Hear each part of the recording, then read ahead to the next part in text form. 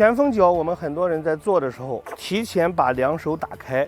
然后脚去找我们的手。其实我们太极拳每一个动作在做的时候，我们要求的是周身配合。那么我们在做旋风脚的时候，我们过渡动作是起身，两手向下，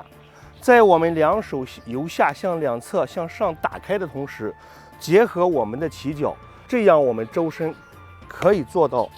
同时在动。这就是我们很多人练的时候，只有下肢在动，上肢定在这里不动，这样我们周身的劲力呢就没有做到配合。我们大家在做的时候，我们起身的时候，两手下按，头向上领；在我们拍脚的时候，是右髋关节下沉，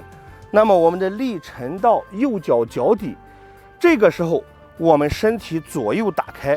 加上我们起脚，然后这样去拍脚。